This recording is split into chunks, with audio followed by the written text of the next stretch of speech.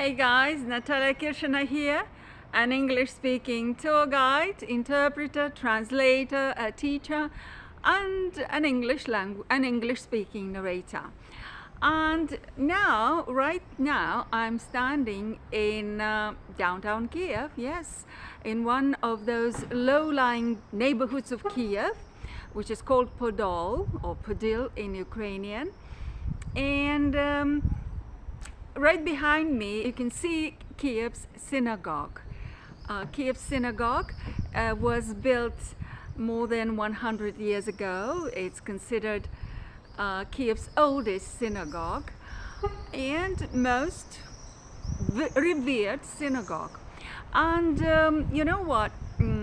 As I was passing this building, as I was passing this synagogue, my gaze fell on that dome. You can see it looks like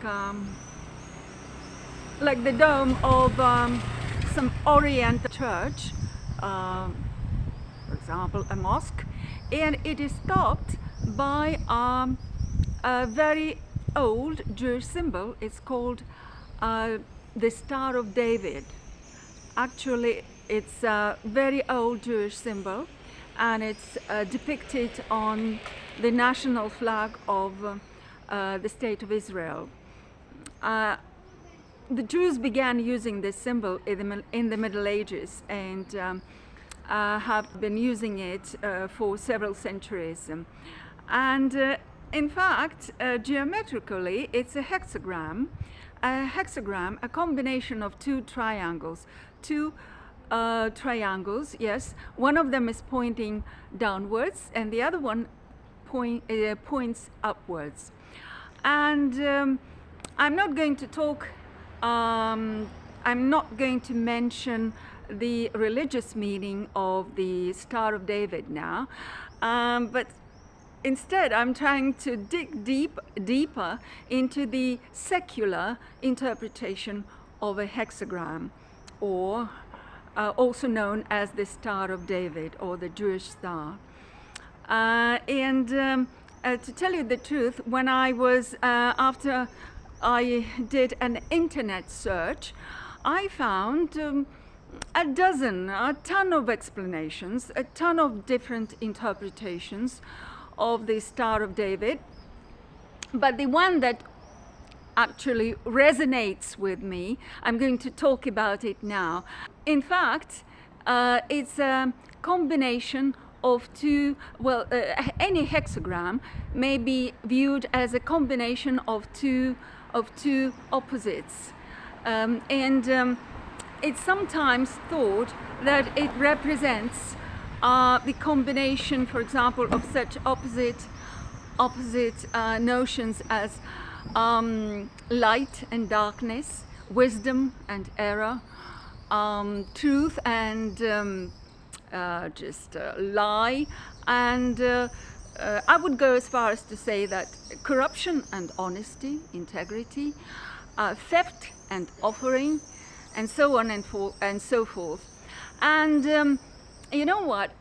Why this symbol has aroused my interest? And the thing is that when I was in my early teens, I was in a Soviet orphanage. And and I remember very clearly two Jewish boys who were also living at the orphanage.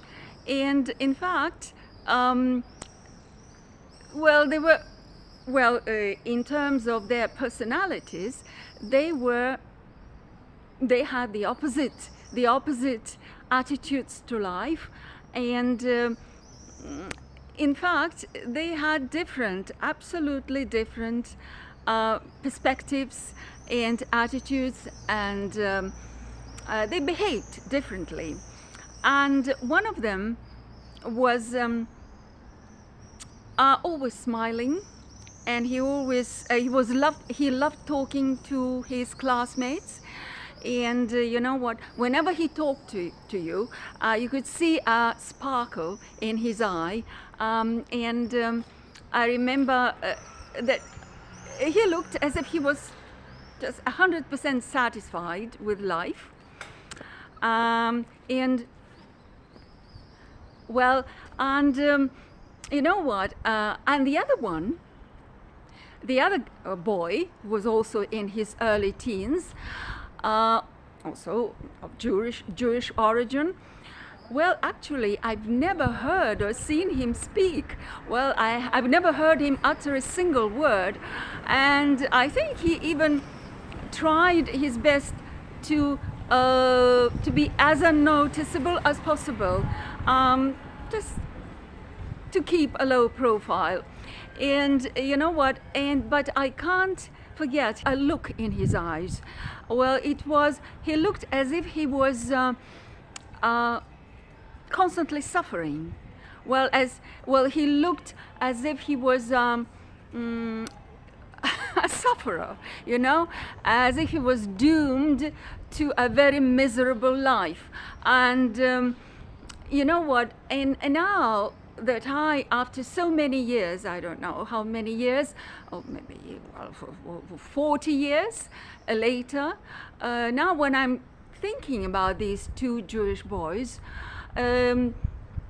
I can see that, well, you know what, that they were two extremes, two characters, two opposite characters, two personalities who actually were like cheese and what's that saying? They were like chalk and cheese, you know, so different, as wide as two poles apart, they say.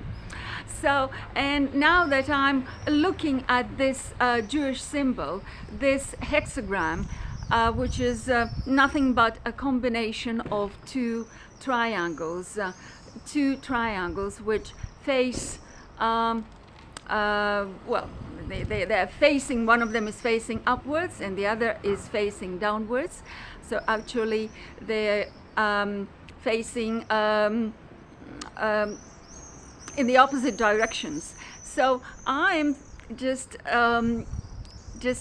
I'm thinking about these two Jewish boys who actually came my way when I was also in my early teens. But have a look at the building. The building is fantastic. Well, the building is, as I said, old, quite old, 130 years old. And the neighborhood is very peaceful. You can see it's very quiet here nowadays. But there was a time when it was quite crowded, and that was only, well, how many years ago? Well, 30 years ago, in the mid-90s, after the collapse of the Soviet Union, when the Jewish community was living through a kind of a experiencing a renaissance, a revival. And this place, this street, was very crowded. It was packed with people because the synagogue was functioning not only as a religious center but also as a community center. And it is still a major community center of Kiev, which is popular with Kiev Jews who come here from time to time, but now less often because of the ongoing war of Russia on Ukraine. And you can see the building is lined with two imposing buildings. In one of them, they say one of them houses a Jewish school for very young Jewish boys and girls, probably, where they are taught the principles of Judaism and the basics, probably, of Jewish culture. Okay, so I think that in my next video, I think I will, if I'm not busy, I will tell you about the history of this synagogue and how it came about and who actually designed it and why it actually emerged in Kiev. So very comprehensive story of this Kiev's landmark. Okay, until next time, from me, Natalia Kirshina. Goodbye.